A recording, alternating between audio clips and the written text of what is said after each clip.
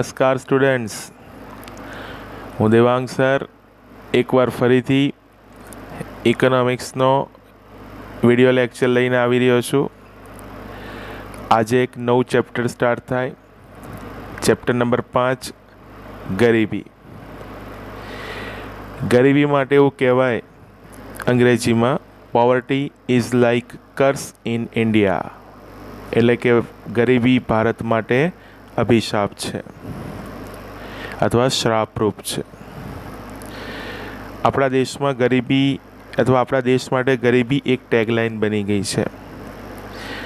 ચેપ્ટરમાં આપણે જુદા જુદા સવાલો ભણવાના, જેમાં ગરીબીના ખ્યાલો અથવા અર્થ, ગરીબીના સ્વરૂપ અથવા પ્રકાર, ગરીબીના નિર્દેશકો, ગરીબીના કારણો અને ગરીબીના ઘટાડવાના ઉપાયો, આટલી આપણે વિગત આ ચેપ્ટરની અંદર ભણીશું.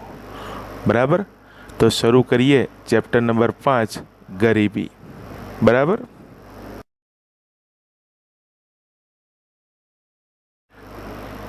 તો સ્ક્રીન ઉપર એક સવાલ દેખાશે, ગરીબીનો ખ્યાલ સમજાવો. ગરીબીનો ખ્યાલ અથવા ગરીબીનો અર્થ જોઈએ શું આવે છે. સૌથી પહેલાં એક અર્થ, જ્યારે સમાજનો એક મોટો વર્ગ પોતાની પાયાની લઘુત્તમ જરૂરિયાતોને સંતોષી શકતો નથી, તે પરિસ્થિતિને ગરીબી કહેવાય. જ્યારે સમાજનો એક મોટો વર્ગ પોતાની પાયાની લઘુત્તમ જરૂરિયાતોને સંતોષી શકતો નથી, તો તે પરિસ્થિતિને ગરીબી કહેવાય. જો સમાજનો મોટો વર્ગ ન્યૂનતમ જીવન ધોરણથી પણ પોતાનું જીવન ધોરણ અથવા ન્યૂનતમ જીવન ધોરણથી પણ નીચું જીવન ધોરણ ધરાવતો હોય, ત્યારે સમાજમાં વ્યાપક ગરીબી છે તેમ કહી શકાય. વાત 100% સાચી કે જીવન જરૂરિયાતો જે છે, લઘુત્તમ જીવન જરૂરિયાતો જે છે, બરાબર, એ લઘુત્તમ જીવન જરૂરિયાતો સંતોષી શકતા ના હોય એ બધા ગરીબ કહેવાય. પણ સમાજમાં બહુ મોટો વર્ગ આવી જરૂરિયાતોને સંતોષી શકતો નથી, તો સમાજમાં વ્યાપક ગરીબી છે એવું આપણે કહી શકીએ. બરાબર? તો એવી એક વિગત આની અંદર આવે. ઓકે? ગરીબીનો ખ્યાલ સાપેક્ષ હોવાથી તેનો અર્થ સમય, સ્થળ અને સમાજ બદલાતો રહે છે. તેથી વિકસિત અને વિકાસશીલ દેશોમાં ગરીબીને નક્કી કરતા ધોરણોમાં પણ તફાવત જોવા મળે છે. જેમ કે ગરીબીનો પરંપરાગત અર્થ અથવા એને આવક ગરીબી કહેવાય, અને ગરીબીનો આધુનિક અર્થ જેને આપણે બિન આવક ગરીબી કહી શકીએ. ખાસ ધ્યાન રાખજો, ગરીબીનો ખ્યાલ સાપેક્ષ છે. જે સમય, સ્થળ અને સમાજ બદલાય છે. દુનિયાનો કોઈ પણ દેશ બાકી નહીં કે જ્યાં ગરીબી જોવા ના મળે. એ ભલે વિકસિત દેશ હોય કે પછી વિકાસશીલ દેશ હોય. પણ વિકસિત દેશ હોય કે વિકાસશીલ દેશ હોય, આ બંને દેશોની ગરીબીમાં તફાવત જોવા મળે છે. તફાવત ઇન ધ સેન્સ એ જુદા જુદા પ્રકારે જોવા મળે છે. ગરીબીનો ખ્યાલ સમજવો હોય તો બે ખ્યાલ છે, ગરીબીનો પરંપરાગત ખ્યાલ અને ગરીબીનો આધુનિક ખ્યાલ. પરંપરાગત ખ્યાલ એટલે પહેલાં, બહુ વર્ષો પહેલાં ગરીબીનો શું ખ્યાલ હતો તે, ને હમણાં છેલ્લા 30, 40, 50 વર્ષમાં એ ખ્યાલમાં શું ફેરફાર થયો, એમાં ખાસ કરીને 25 વર્ષોમાં, છેલ્લા 25-1 વર્ષોમાં ગરીબીના ખ્યાલમાં, ગરીબીના કન્સેપ્ટમાં શું ચેન્જીસ આવ્યા, એ આધુનિક અર્થ તરીકે આપણે શીખીશું. બરાબર? ગરીબીના પરંપરાગત ખ્યાલ એટલે કે આવક ગરીબી, મીન્સ ગરીબીના પરંપરાગત ખ્યાલ કે આવક ગરીબીની વિગત આપણે શીખીએ તો શું આવે. એક બોક્સ તમને સ્ક્રીન ઉપર દેખાય છે કે આવક ગરીબી એટલે શું. બરાબર? ગરીબીના પરંપરાગત ખ્યાલ એટલે કે આવક અભિગમ મુજબ જીવન જરૂરી ચીજવસ્તુઓ અને સેવાઓને ખરીદવા માટે નક્કી કરવામાં આવેલ આવક કે ખર્ચની લઘુત્તમ સપાટી એટલે ગરીબી રેખા. જીવન જરૂરી ચીજ વસ્તુઓ અને સેવાઓને ખરીદવા માટે નક્કી કરવામાં આવેલ આવક અને ખર્ચની લઘુત્તમ સપાટીને ગરીબી રેખા કહેવાય. આ ગરીબી રેખા દ્વારા નક્કી થયેલ આવક કે ખર્ચની લઘુત્તમ સપાટીથી જો કોઈ ઓછી આવક કે ખર્ચ કરનાર વર્ગ હોય તેને ગરીબ કહેવાય. આમ આ અર્થઘટન અનુસાર ગરીબી એક અભાવની સ્થિતિ છે. શબ્દ સમજો. પરંપરાગત ખ્યાલમાં એવું હતું કે એમાં ગરીબી રેખાનું એક ધોરણ નક્કી કરવામાં આવે. આ ગરીબી રેખા દ્વારા નક્કી થયેલ આવક કે ખર્ચની લઘુત્તમ સપાટી હોય એનાથી ઓછી આવક કે ખર્ચ ધરાવનાર વર્ગ જોવા મળે તો એ ગરીબ કહેવાય. આમ પરંપરાગત ખ્યાલ પ્રમાણે ગરીબી એક અભાવની સ્થિતિ કહેવાય. તો પરંપરાગત ખ્યાલ થયો. પરંપરાગત ખ્યાલનું બીજું નામ આવક ગરીબી. ગરીબીનો ખ્યાલ અભિગમ, બરાબર. એમાં આ પરંપરાગત અભિગમ કહી શકો, પરંપરાગત ખ્યાલ કહી શકો, આવક અભિગમ કહી શકો, આવક ખ્યાલ કહી શકો, બરાબર. તો આવી એક વિગત, બરાબર. હવે આગળ જો કે ગરીબીના આધુનિક અભિગમ તરીકે બિન આવક ગરીબીનો ખ્યાલ વધુ મહત્વનો બન્યો છે. કારણ કે ગરીબી એ ફક્ત ભૂખમરાની સ્થિતિ નથી. લઘુત્તમ સરેરાશ જીવન ધોરણના ખ્યાલમાં ખોરાક ઉપરાંત અન્ય બાબતો જેવી કે વસ્ત્ર, રહેઠાણ, શિક્ષણ, આરોગ્ય, સ્વચ્છતા, પીવાનું પાણી વગેરે પાયાની સગવડોની પ્રાપ્યતાનો પણ સમાવેશ થાય છે, બરાબર. એટલે કહેવા એવું માગે છે આધુનિક અભિગમ કે પરંપરાગત અભિગમ પ્રમાણે ખોરાકની વિગત ધ્યાનમાં લેવાય, બરાબર. આધુનિક અભિગમ એવું કહેવા માગે છે કે એકલી ખોરાકની જ વિગત ધ્યાનમાં લઈ અને ગરીબીને ધ્યાનમાં લઈ શકાય નહીં અથવા ગરીબીનો ખ્યાલ વ્યક્ત કરી શકાય નહીં. તેમાં વસ્ત્ર, રહેઠાણ, શિક્ષણ, આરોગ્ય, સ્વચ્છતા, પીવાનું પાણી આવી અલગ અલગ પ્રકારની પ્રાથમિક જરૂરિયાતોને પણ ધ્યાનમાં લેવી જોઈએ, બરાબર. એનો સમાવેશ કરવો જોઈએ, એની પ્રાપ્યતાનો સમાવેશ કરવો જોઈએ. દેટ મીન્સ આધુનિક અભિગમમાં આ વિગત ઉમેરાય છે. કન્ટિન્યુ. આધુનિક અર્થશાસ્ત્રીઓમાં આવક ગરીબી તે ગરીબીનું એક મહત્વનું પાસું તો છે જ. દેટ મીન્સ આધુનિક અર્થશાસ્ત્રીઓ માટે આવક ગરીબી એ કન્સેપ્ટ તો એ લોકોએ ધ્યાનમાં લીધો જ છે, પરંતુ તે માનવ જીવનના એક નાના હિસ્સાનો જ ખ્યાલ આપે છે. આ સંદર્ભમાં ગરીબીનો પૂરો ખ્યાલ મેળવવા ફક્ત આવકના સંદર્ભનો વિચાર ન કરતા માનવ જીવનના વિકાસ માટે જરૂરી બાબતો જેવી કે જ્ઞાન, લાંબુ અને સ્વસ્થ જીવન ધોરણ, બરાબર, ગૌરવપૂર્ણ જીવન, વ્યક્તિ સ્વાતંત્ર્ય, સ્વાભિમાન વગેરેનો પણ અંદર વિચાર કરવો જોઈએ. અને આ બધી બાબતમાં જો વ્યક્તિ પછાત દેખાતી હોય તો એ ગરીબ ગણવામાં આવે છે. એટલે માત્ર ખોરાક નહીં, બીજી બધી બાબતોનો એમાં સમાવેશ કરવામાં આવે છે. તો વિદ્યાર્થીઓ, આ આખી સ્ક્રીન ઉપર તમે ગરીબીના બે પ્રકારના ખ્યાલ ભણ્યા, પરંપરાગત ખ્યાલ અને આધુનિક ખ્યાલ, અથવા પરંપરાગત અભિગમ, આધુનિક અભિગમ, અથવા આવક ગરીબી, બિન આવક ગરીબી. ઠીક છે.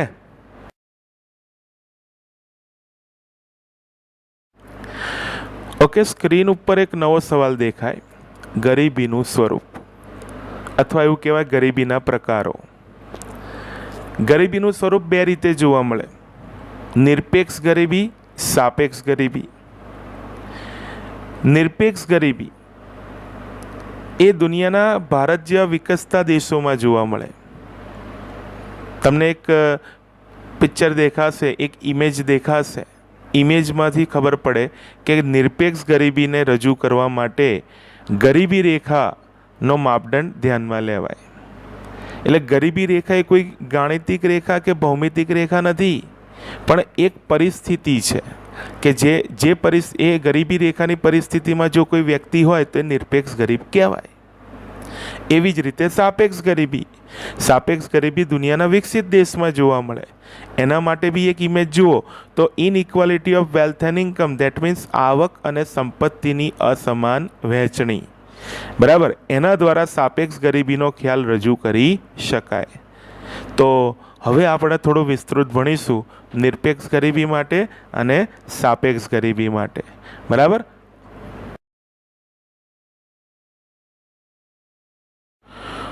ઓકે, સ્ક્રીન ઉપર એક મુદ્દો છે નિરપેક્ષ ગરીબી. આખો કન્સેપ્ટ ભણીએ છીએ નિરપેક્ષ ગરીબી માટે. સૌથી પહેલાં આવશે એનો અર્થ. જીવનની લઘુત્તમ જરૂરિયાતો સંતોષવા માટે જરૂરી ચીજવસ્તુઓ અને સેવાઓ માટે અથવા જરૂરી ચીજવસ્તુઓ અને સેવાઓ ખરીદવા માટે નક્કી કરવામાં આવેલ આવક અને ખર્ચની લઘુત્તમ સપાટી એટલે ગરીબી રેખા. આ ગરીબી રેખાથી ઓછી આવક કે ખર્ચ ધરાવતો વર્ગ એ નિરપેક્ષ ગરીબ કહેવાય. બરાબર, આ નિરપેક્ષ ગરીબીનો અર્થ થયો.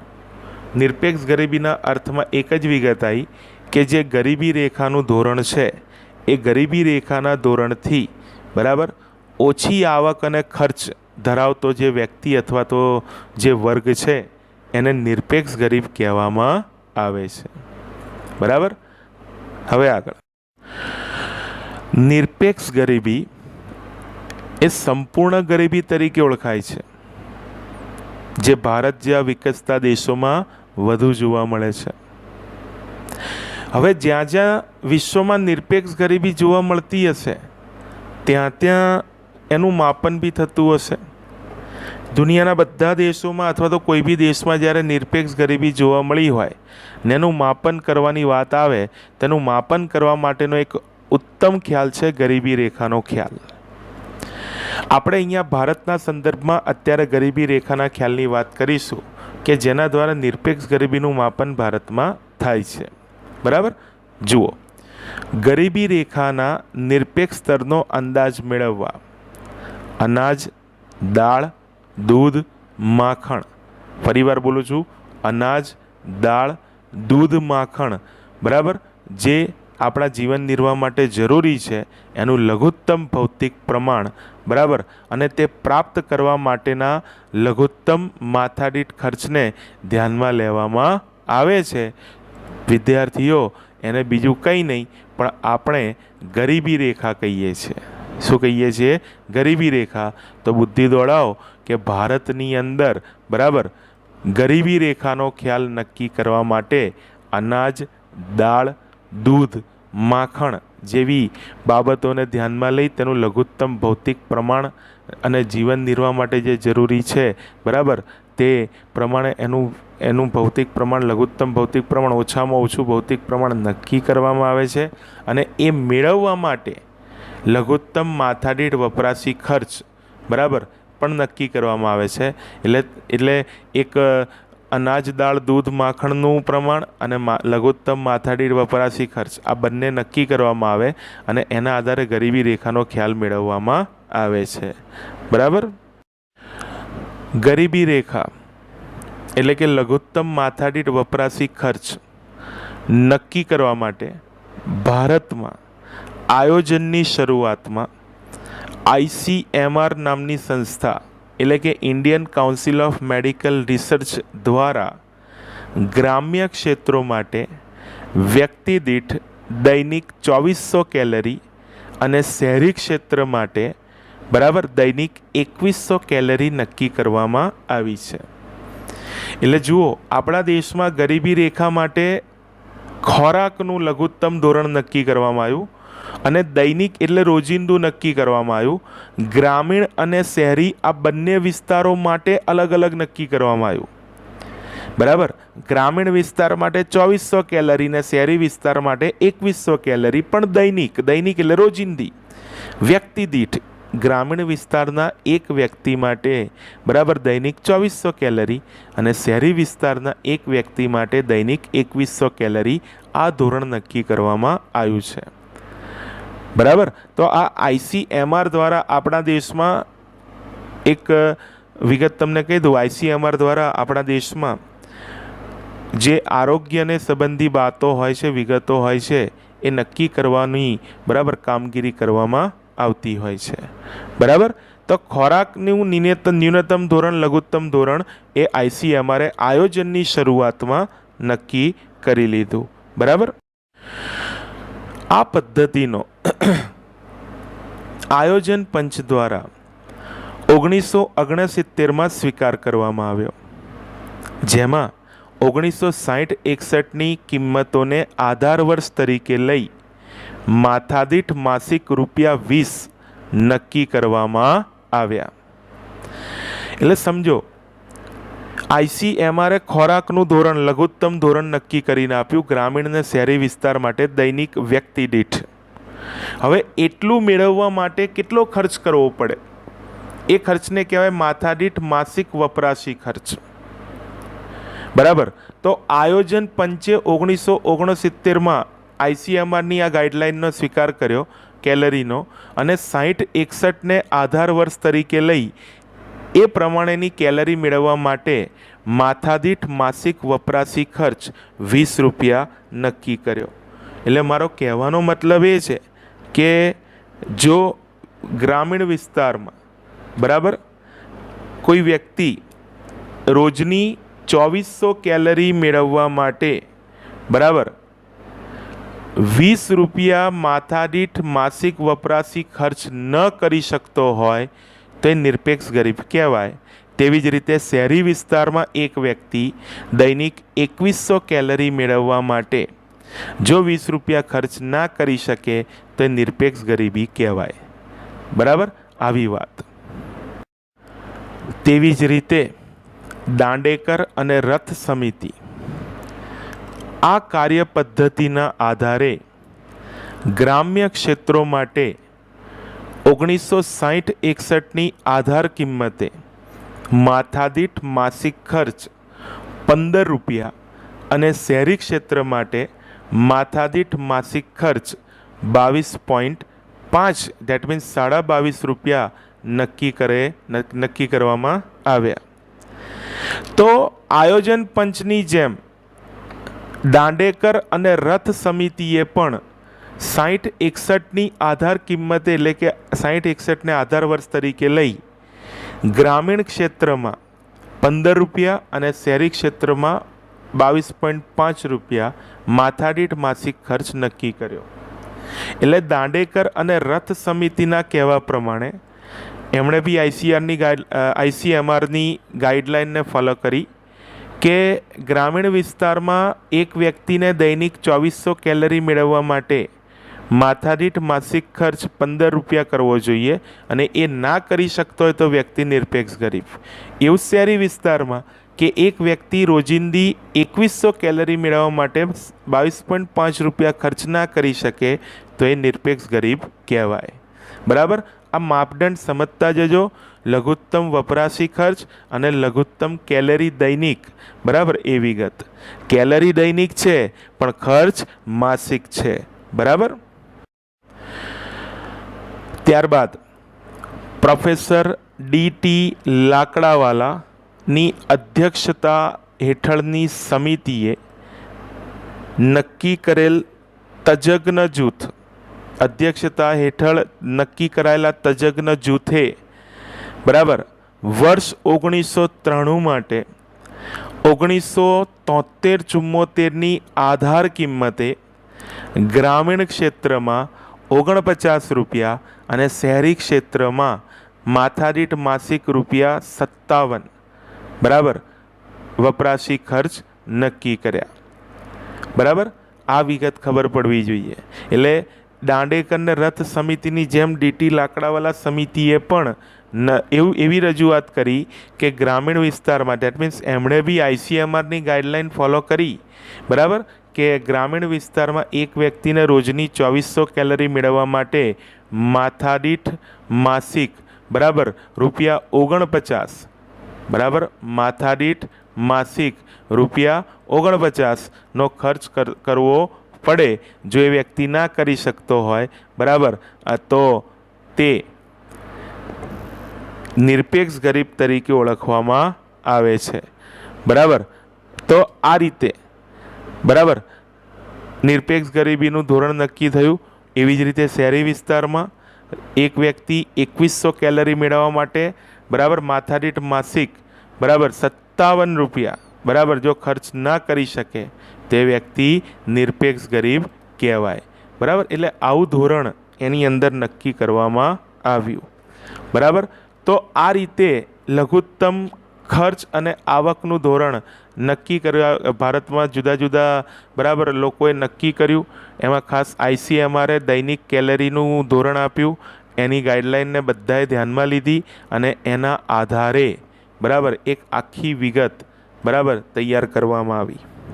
બરાબર,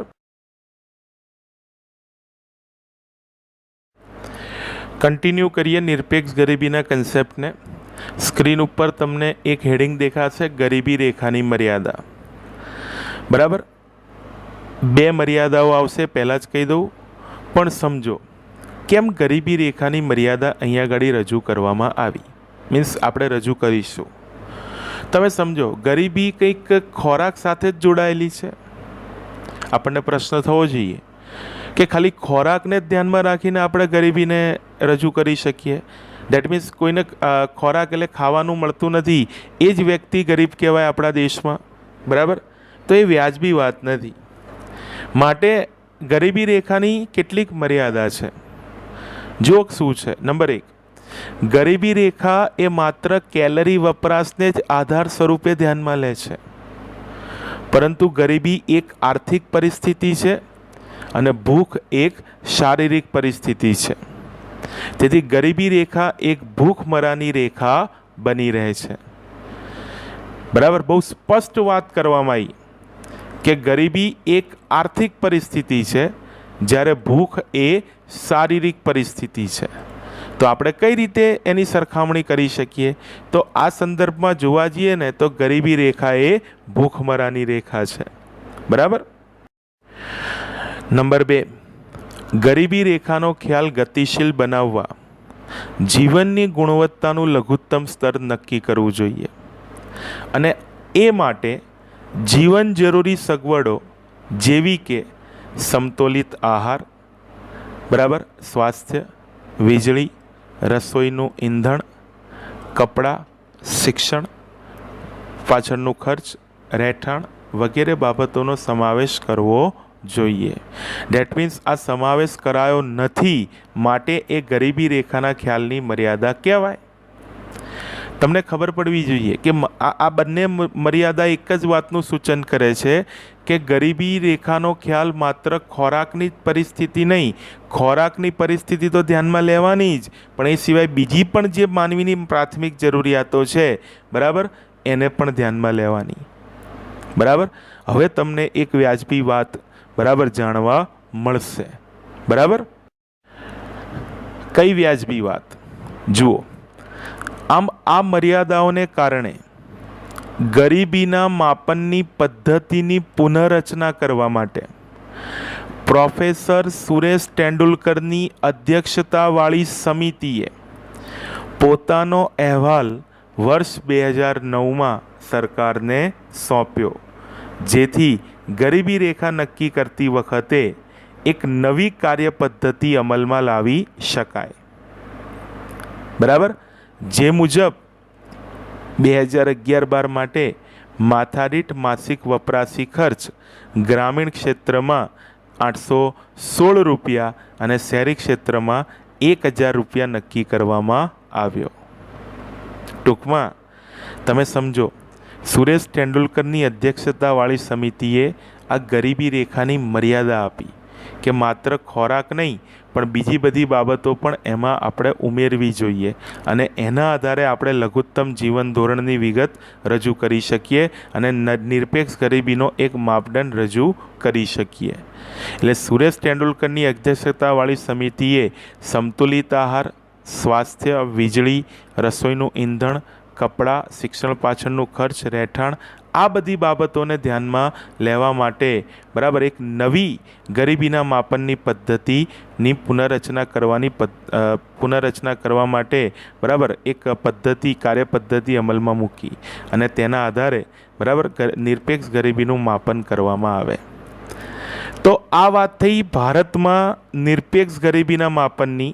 એમાં ICMR દ્વારા જે કંઈ પણ કેલરીનું ધોરણ નક્કી કરવામાં આવ્યું, ત્યારબાદ તેના માટે લઘુત્તમ જે ખર્ચ છે વપરાશી ખર્ચ, આયોજન પંચ દાંડેકર ને રથ સમિતિ, DT લાકડાવાલાની સમિતિ, બરાબર પ્રોફેસર સુરેશ તેંડુલકર, આ બધા લોકોએ પોતપોતાની રીતે એમાં ખ્યાલ રજૂ કર્યા. બરાબર, તો એવી એક વિગત આની અંદર આવે. ઓકે, હવે એક નવો મુદ્દો, નિરપેક્ષ ગરીબી જ આખું ચાલી રહ્યું છે, એની આંતરરાષ્ટ્રીય તુલના કેવી રીતે થાય. ભારતની વિગત તો ભણી ગયા, પણ આંતરરાષ્ટ્રીય તુલના કેવી રીતે થાય જુઓ. વિશ્વ બેંક દ્વારા 2005માં ગરીબી રેખાનું નિર્ધારણ સમખરીદ શક્તિના આધારે, બરાબર સમખરીદ શક્તિના આધારે દૈનિક $1.25 નક્કી કરીને કરવામાં આવ્યું. દેટ મીન્સ વિશ્વ બેંક આંતરરાષ્ટ્રીય તુલના નક્કી કરે છે નિરપેક્ષ ગરીબી માટે. બરાબર, હવે દુનિયાના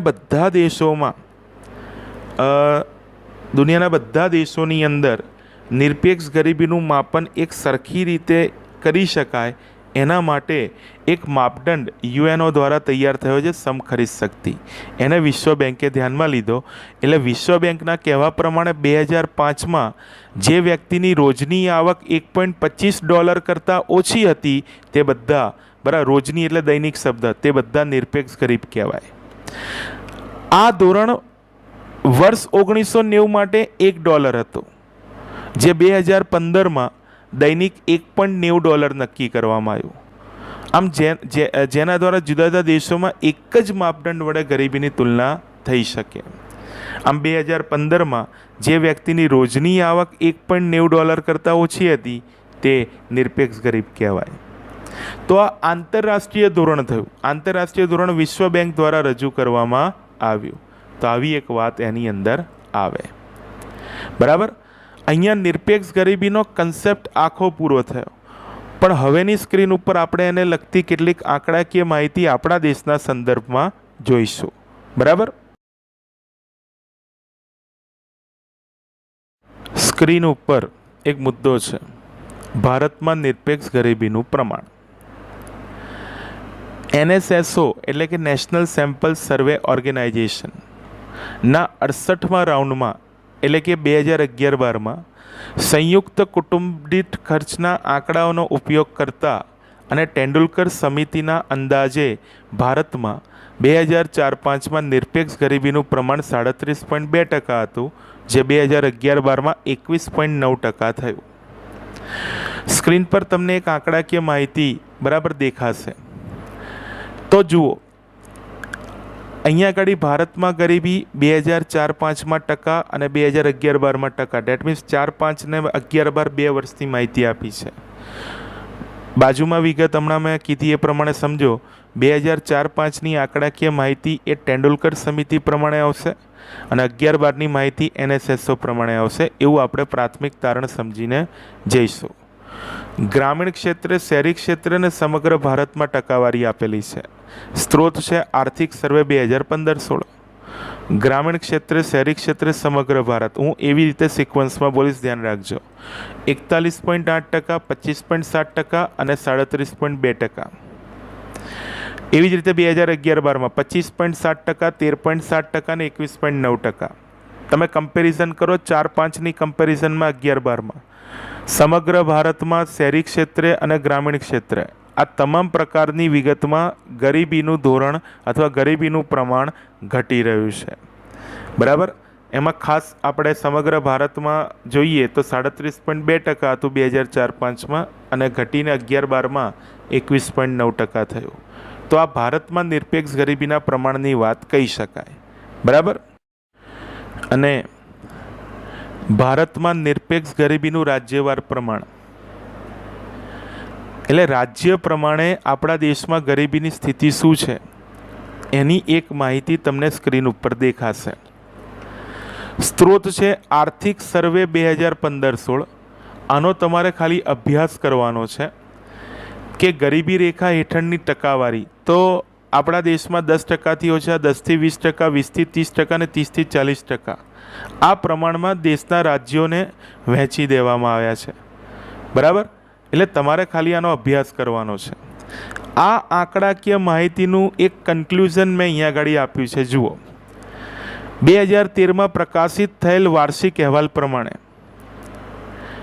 ભારતમાં સૌથી ઓછી ગરીબી ગોવામાં હતી 5.09%, જ્યારે સૌથી વધુ ગરીબી છત્તીસગઢમાં હતી 39.93%, અને ગુજરાતમાં 14.7% જેટલી ગરીબી જોવા મળી. મેં ત્યાં કૌંસમાં લખ્યું છે 10%થી 20%, એટલે બાજુના કોષ્ટકમાં તમે 10થી 20% વાળી જે ટકાવારીની વાત છે ત્યાં આગળ ગુજરાત છે. બરાબર, અને ગુજરાતને મેં એક અલગ કલરથી એની અંદર રજૂ કરેલું તમને દેખાશે. બરાબર, કારણ કે આપણે એ કંઈ બહુ મોટી વિશેષતા નથી, પણ કદાચ આપણા પરીક્ષાલક્ષી સવાલોમાં એની વિગત દેખાય તો આપણને આવડવું જોઈએ. બરાબર, એટલે આવી વાત. ગોવા સૌથી ઓછી ગરીબીની વાત એની અંદર. બરાબર, પછી છત્તીસગઢ. બરાબર, ત્યાં આગળ સૌથી વધુ ગરીબીની વાત, અને ગુજરાતમાં 10થી 20%ની વચ્ચે ગરીબીની વાત આવે. તો અહીંયા નિરપેક્ષ ગરીબીને લગતી વિગત પૂરી થઈ એમ આપણે કહી શકીએ. બરાબર.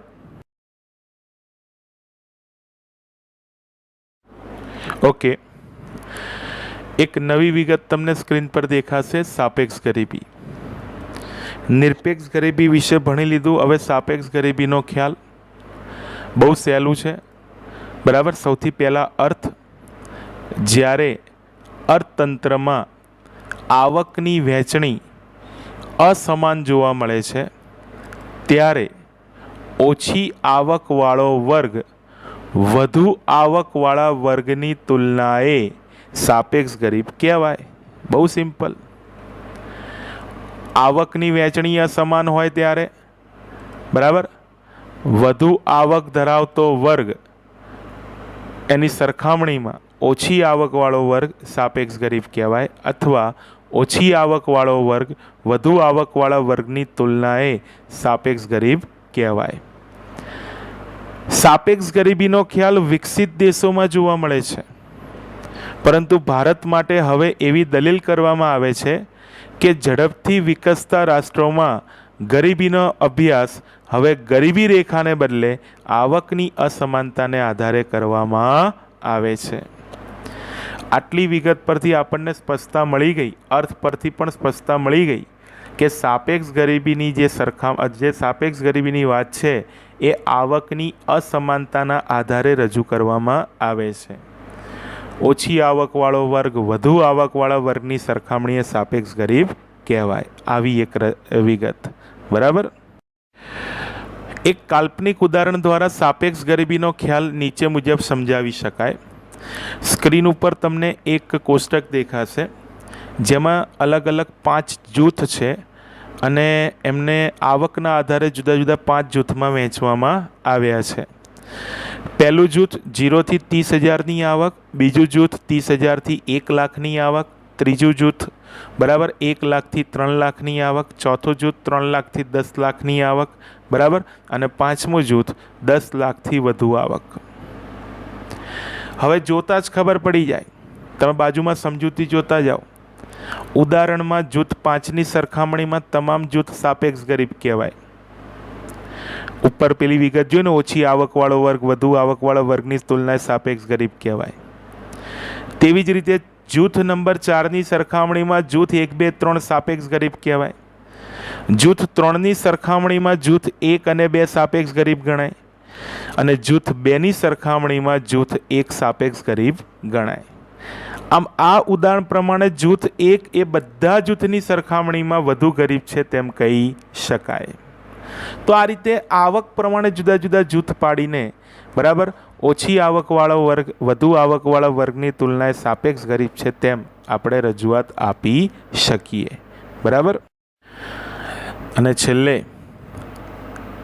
આ ઉપરાંત સાપેક્ષ ગરીબીનું માપન આવકની અસમાનતા દ્વારા, લોરેન્જ વક્ર દ્વારા, ગીની ગુણોત્તર દ્વારા બરાબર કરી શકાય છે.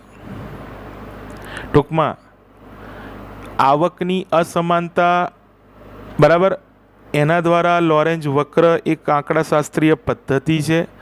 1905ની સાલમાં મેક્સ લોરેન્જ નામના અર્થશાસ્ત્રીએ તેને વિકસાવેલી છે અને એની અંદર જ ગણતરીઓ રજૂ કરી. એ ગણતરીઓને ગીની ગુણોત્તર કહેવામાં આવે છે અને સાપેક્ષ ગરીબીનું માપન રજૂ કરવામાં આવે છે. બરાબર. તો આ બધી વિગતો એ આપણે એવા સંદર્ભમાં કહી શકીએ કે સાપેક્ષ ગરીબીનું માપન કઈ રીતે થઈ શકે, તો આવકની અસમાનતા દ્વારા, લોરેન્જ વક્ર દ્વારા, ગીની ગુણોત્તર દ્વારા. બરાબર. તો અહીંયા સાપેક્ષ ગરીબીને લગતી જે પણ વિગત છે ને એ સંપૂર્ણ રીતે પૂરી થઈ ગઈ.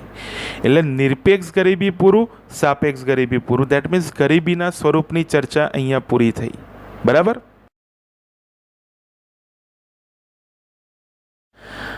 હવે નિરપેક્ષ ગરીબી સાપેક્ષ ગરીબીની ચર્ચા પૂરી થઈ તો એ ચર્ચા પરથી આપણને એક તફાવતની વિગત જોવા મળી. સમજો, તફાવત તમારી સ્ક્રીન પર આવી રહ્યો છે.